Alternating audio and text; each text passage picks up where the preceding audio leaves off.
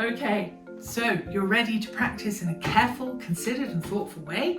You've sussed out which bits need to be taken out of your piece and worked on in more detail. But how do you fix or improve those smaller sections before putting them back into your piece? Well, this is one of those really cool things about learning a musical instrument. It never gets boring. There's always something more to think about, and often all at the same time. Sounds like a lot of hard work? Not if you like a good puzzle or a mystery that's waiting to be solved. You, as the musician, have to become a bit of a detective. And just like every good detective, you'll need to equip yourself with tools and tricks of the trade to help you solve the puzzle. First of all, you're going to need a good checklist. And number one on that list has to be rhythm. And to get to grips with a particular rhythm in your piece, you'll need to feel the music's pulse. Every piece of music has a pulse. It's the music's heartbeat. It's the beat that people tap their feet to when they're listening to music or move in time to when they're dancing.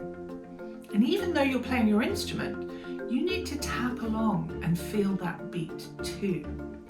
Actually, it's really important to move a bit as you play anyway, because if you stay completely static, not only will that lock you down and restrict the movement of your fingers and arms as you're trying to play, it also stops you connecting with that pulse, which then quickly escapes you, and then all sorts of things start to unravel in your performance.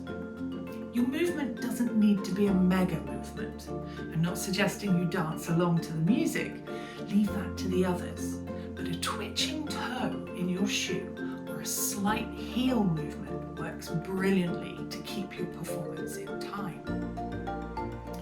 So now you're ready to keep in time, you can focus on learning the rhythm. Maybe your teacher will have given you some really useful tips on how to work on your rhythm, but here are a few extra suggestions from me to help you along.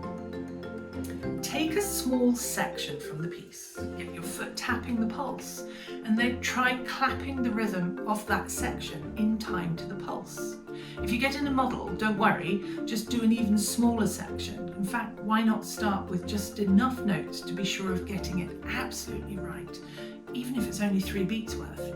And then when it works and starts to feel easy, add one more note and clap again. And repeat, and keep adding and keep repeating. When you transfer back to your instrument, start again with a bite-sized chunk. You could even try the rhythm out on a single note to practice bowing or tonguing or articulation. And when it feels easier, add a few more notes and build it up that way. You know, we never have trouble singing a rhythm in a song. And that's because songs' lyrics have rhythm already built in.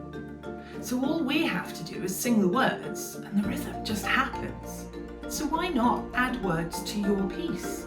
You won't have to sing the words, but you can certainly think them as you play, and as your twitching toes keep the pulse, the rhythm will always work. And when you think you've got it, why not have a listen to a recording of that piece you're learning?